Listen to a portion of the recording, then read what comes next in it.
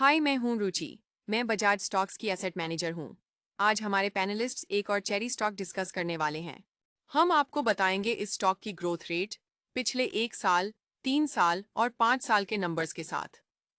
Plus हम design करेंगे 3 popular investment strategies, long term के लिए, शॉर्ट टर्म के लिए और ट्रेडर्स के लिए।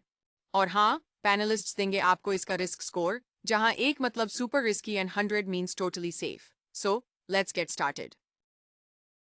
नमस्कार। आज हम खास तौर पर बात करेंगे भारत डायनेमिक्स लिमिटेड यानी बीडीएल की।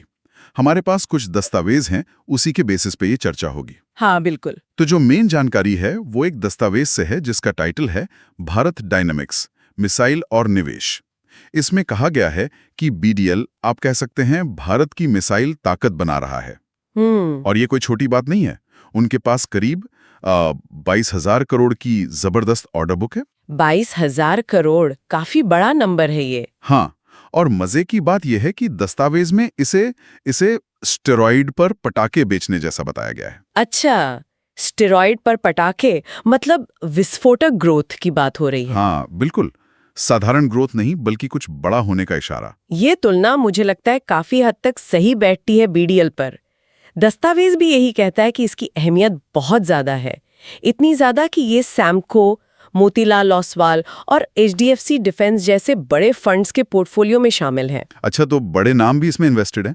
हाँ, लेकिन साथ ही एक चेतावनी भी दी है। ओह, क्या? कि अगर बीडीएल कहीं लड़खड़ाया ना, तो भारत का पूरा मिसाइल प्रोग्राम उस पर असर पड़ सकता है।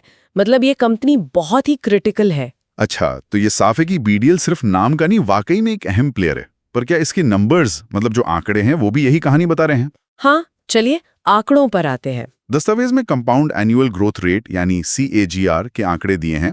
आसान भाषा में कहें तो पिछले कुछ सालों में कंपनी की औसत सालाना बढ़ोतरी दर। हाँ, तो क्या कहते हैं आंकड़े? देखिए, 1 साल की ग्रोथ 12% है, 3 साल की ये काफी प्रभावशाली है, 28%। 28% 3 साल में? हाँ। वो तो काफी अच्छा है। और 5 साल की 20% है।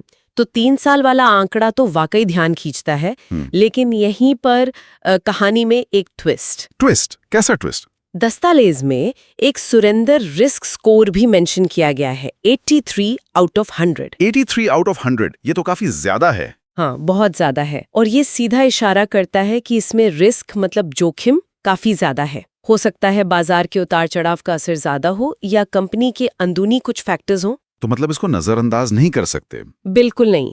और ये उसी चिंता से जुड़ता है जो हमने पहले बात की थी कि अगर ये कंपनी विफल होती है तो असर बड़ा हो सकता है। तो एक तरफ ये शानदार ग्रोथ रेट्स, खासकर 3 साल वाले, और दूसरी तरफ इतना ऊंचा रिस्क स्कोर। हाँ बिल्कुल, दिलचस्प कॉम्बिनेशन है ये। तो फिर निवेश के लिहाज से क्या नजरिया बताया गया इसमें?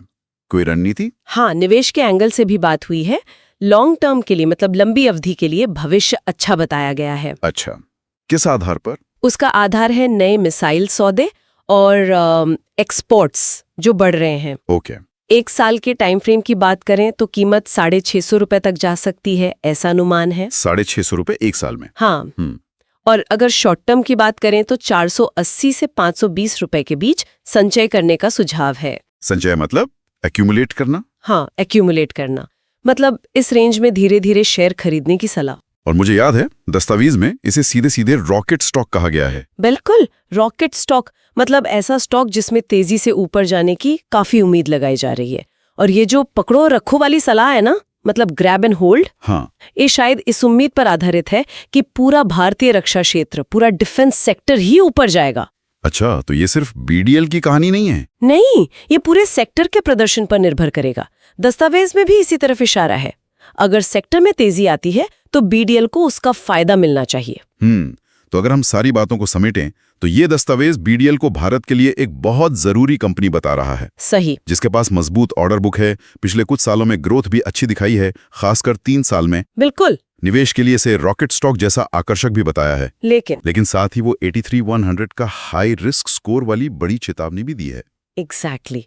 और यहीं पर ना एक बहुत अहम सवाल उठता है जो सीधे दस्तावेज से ही निकल रहा है। क्या सवाल?